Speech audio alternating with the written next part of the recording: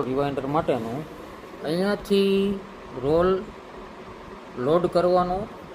આ બાજુ એમની બ્રેક આવેલી છે. આ બ્રેક દ્વારા રોલને ઢીલો ટાઈટ કરી શકાય છે. ત્યારબાદ અહીંયાથી વ્યવસ્થિત રીતે રોલ પ્લાસ્ટિક નાખી આગળ લઈ જઈ આ રીતે અહીંયાથી ડબલ મોલ્ડમાં વાઇન્ડિંગ થાય છે.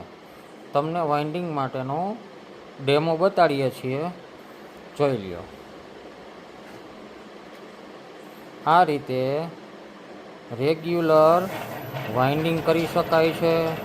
આમાં સ્પીડ છે એ અપડાઉન બી કરી શકાય છે. આની અંદર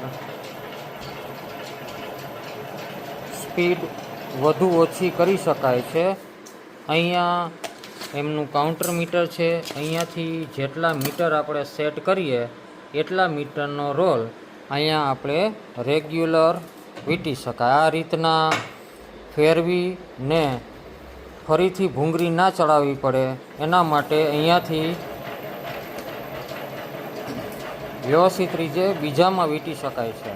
આપ જોઈ શકો છો, એક નીકળી ગઈ, ત્યાં બીજી ભૂંગળી ચડી જાય અને એક ભૂંગળીમાં રોલ વીંટાય ત્યાં સુધીમાં પાછળ આ બીજી ભૂંગળી સેટ થઈ જાય છે. આ રીતે કાઉન્ટરમાં વ્યવસ્થિત વીંટી આ રીતે વાઇન્ડર કરવા માટેનું આ બુક કવર રોલના રોલ બનાવવા માટેનું વાઇન્ડિંગ મશીન છે. આ ડબલ શાફ્ટિંગનું મશીન છે. આપને કોઈ પણને આ મશીન જોતું હોય